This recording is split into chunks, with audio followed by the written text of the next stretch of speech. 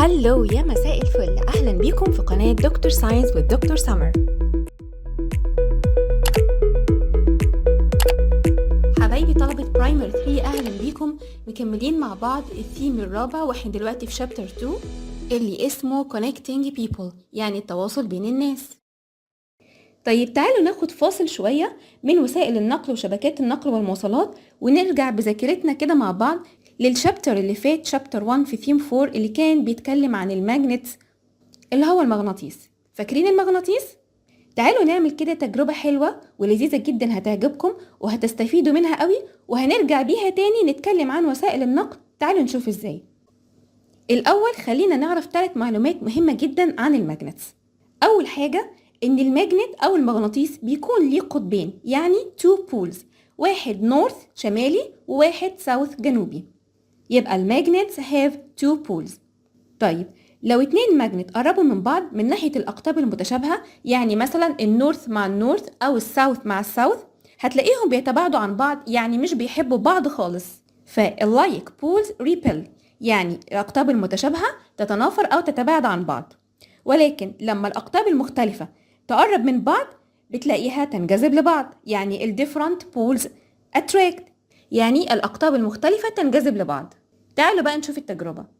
في التجربة جبنا 2 مغناطيس شكلهم circular أو مدورين، جبنا بنسل أو قلم رصاص وحطيناه وقفناه بإيدينا كده على الديسك، وبعدين جبنا الماجنت الأولاني دخلناه من جوه البنسل بحيث إن هو يقف على الديسك، وبعدين جبنا الماجنت التاني بنفس البول بتاع الماجنت الأولاني، يعني الأقطاب المتشابهة قصاد بعض، ودخلناه خلال القلم. لقينا إيه؟ لقينا الماجنت اللي فوق ده بيعمل floating يعني عايم في الهواء من غير ما يقع على الماجنت اللي تحتيه.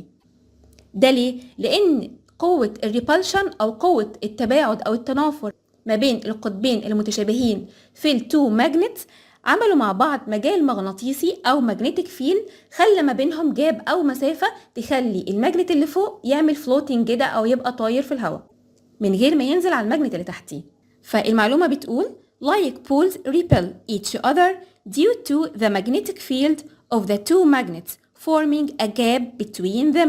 وطبعا لازم ناخد بالنا قوي هنا ان هما بيكونوا جاب مش اي حاجة تانية. طيب افادتنا في ايه التجربة دي؟ في بعض الدول استفادوا بقى من الفكرة دي وعملوا اختراعات جديدة في وسائل المواصلات، يعني عملوا transportation innovations. فاخترعوا نوعين من انواع الترينز او القطارات، واحد اسمه ماجليف ترين. الماجليف ترين ده اسمه ماجليف يعني مكون من مقطعين، اول مقطع ماج يعني جاي من كلمة ماجنتيك، والكلمة التانية ليف اللي هي جاي من كلمة ليفيتيشن يعني مرتفع. وده بيشتغل ازاي؟ بيشتغل باستخدام مغناطيسات قوية جدا اللي بتخلي الترين يبقى floating او عائم على التراك بتاعه. ف it works by using powerful magnets which make the train float above tracks. وفكرته ايه؟ فكرته بتعتمد على قوة التباعد ما بين المغناطيسات في الأقطاب المتشابهة زي ما احنا شفنا في التجربة كده بالظبط. يبقى it depends on the repulsion force أو repel between powerful magnets. وطبعا الترين ده بيكون سريع جدا. it can move very fast، يعني يمشي أكتر من 480 كيلومتر في الساعة. طبعا دي سرعة هائلة. كمان حركة الترين بتكون smooth and quiet، بتكون ناعمة جدا وهادية، على عكس طبعا الترينز العادية. كمان ميزة للماجليف ترين ده ان هو doesn't cause pollution، طبعا ما بيسببش اي تلوث للبيئة. لكن ايه disadvantage بتاعه او عيوبه؟ ان هو expensive to build and operate، غالي جدا ان احنا نقدر نبنيه ونقدر نشغله. الاختراع التاني اسمه هايبرلوب ترين، وده بيكون ترين بينقل الناس والبضائع بس جوه large tubes، يعني جوه انبوبة كبيرة جدا وبسرعة جدا، وبيشتغل بنفس الطريقة بتاعة الماجليف ترين، يعني من خلال مغناطيسات قوية جدا في الترين وفي التراك بتاعه. وبرضو بيعتمد على قوة التباعد ما بين المغناطيسين في الأقطاب المتشابهة، يبقى برضو it depends on repulsion force أو repel between the powerful magnets. مميزاته بقى إنه سريع جدا جدا، it moves very fast، يعني بيمشي لحد تقريبا 1200 كيلومتر في الساعة. طبعا دي سرعة رهيبة. كمان في ميزة حلوة جدا، مش بيحتاج طاقة كتير، يعني it doesn't need much energy to run.